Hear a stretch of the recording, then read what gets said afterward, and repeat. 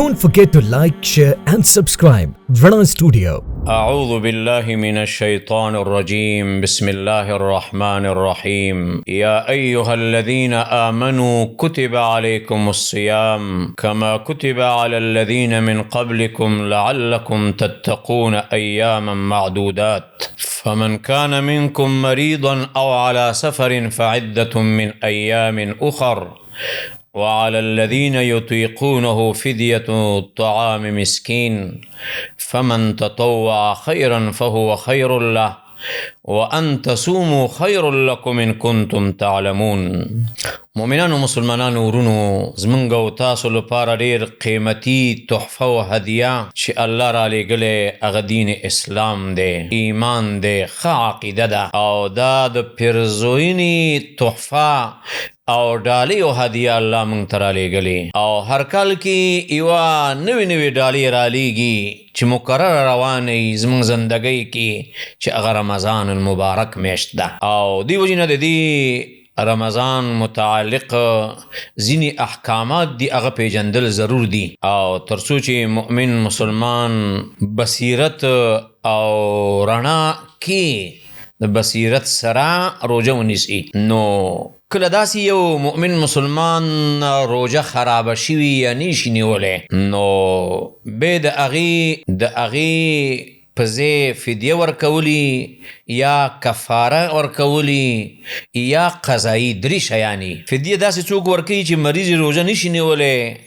هغه به فدیه ورکوي، کفاره به هغه څوک ورکوي چې روژه یې نیولې منځ کې دنه خرابه شوه او قضایي به هغه څوک کوي د روژې چې چا روژه نه ده نیولې ابتداء د عذر د وجې نه دوباره به یې نیسي. نو سوال دلته دا دی چې دا فدیه به څوک ورکوي، په چا باندې فدیه لازم ده، قضا په چا لازم ده، کفاره په چا لازم ده. اول ټکي ته به راشو چې فدیه ده. فدیه دا به عاجز سړی ورکوي، هغه څوک چې د روژې نیولو نه عاجزي، روژه نشي نیولی. په دې کې مشر سړی بوډا شیخ فانی چې ورته وایي هغه داخل دی، بوډۍ زنانه چې نشي نیولی او عمر نهایت زیات شوی دی او دوی په دې کې اول لمبر کې دوی به کې داخل دي. دویم هغه سړی به فدیه ورکوي چې مریضی بیماری او داسې بیماری ور باندې لګېدلې ده چې د هغې د ښه کېدلو چانس ظاهري کم ښکاري یا نه ښکاري، لکه ځینې داسې امراض شته لکه کینسر بیماری وغیره، یا ځینې داسې امراض شته چې ډاکټرانو په معاشره و محاوره کې ورته لا علاج بیماریانې مرضونه وي او نو دا به فدیه ورکوي. او که داسې مریض چې د هغې د علاج امکان او د ښه کېدلو نو هغه به بیا قضایي نیسي، دوباره به روژه نیسي، ځکه الله فرمایلی دی فعدة من ایام اخر فمن کان منکم مریضا او علی سفر فعدة من ایام اخر. او دریم یو زنانه ده چې حامله ده، ماشومې په نس دی، په خېټه دی، یا ماشومې شوی دی پی ورکوي ماشوم ته، مرضعه ده، نو دې دواړو ته اجازت شته چې روژه ماته کي.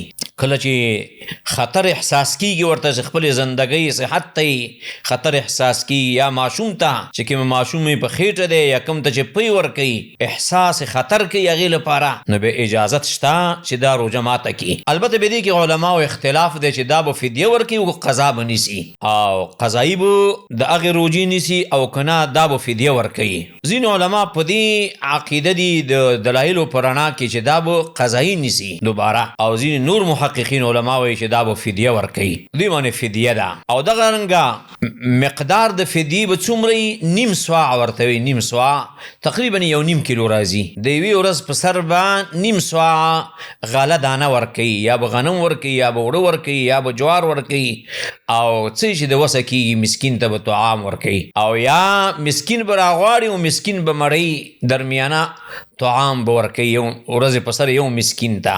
دې کې دام کولی شي د ټولې میاشتې یو ځای ورکي او دام کولی شي چې هر ورځې روزانه ورکي. البته دې کې به دا چې جنس به ورکوي، پیسې نغدي نشته، ځکه د الله نبي نه دا نه ده ثابته. الله نبي علیه الصلاة والسلام عمل داسې نه دی او د هغه خبرې داسې نه دي الله نبی نه چې کوم حکایت شوي صحیح احادیثو کې.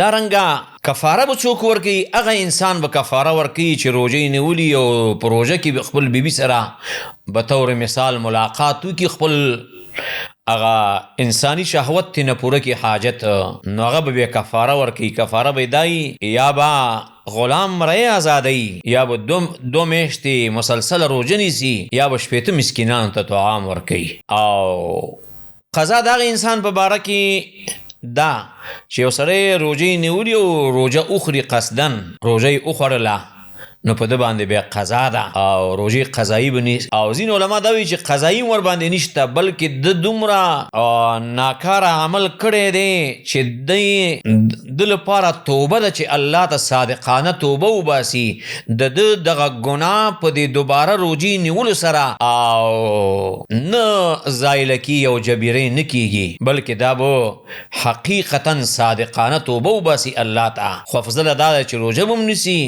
او توبه بم الله ته وباسي. او دارنګه بل هغه څوک به قضایي کوي چې هغه د خپل لاس سره شهوت پوره کړي او د هغه نه احتلام وشي، مني ترې نه لاړه شي، او یا خپله بیبي ښکل کړه او د هغه نه په دې ښکلولو وخت کې مني لاړه او کنټرول نشو، نو باقی ورځ روژه به ساتي او بیا به مستقبل کې د دغې روژې لپاره دوباره روژه نیسي کومه چې ماته کړې ده، او د هغې قضایي به راوړي تر څو چې د ده غاړه خلاصه شي او تبرئة الذمه راشي. سوال دا دی چې یو سړی عاجز دی، مسکین دی، ډېر بوډا دی، بوډۍ دی، و زنانه روژې هم نشي نیولی او دارنګه مال هم نشته ورسره چې فدیه ورکړي، نو دا به څه کوي؟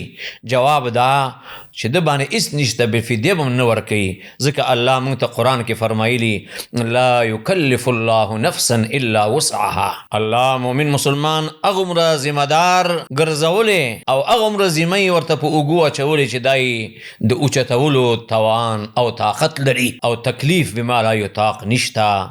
دا ځینې هغه احکامات چې د روژهدار سره تعلق لرلو چې فدیه ده، کفاره ده او قضایی ده. و آخر دعوانا ان الحمد لله رب العالمين. Don't forget to like, share and subscribe Vrana Studio.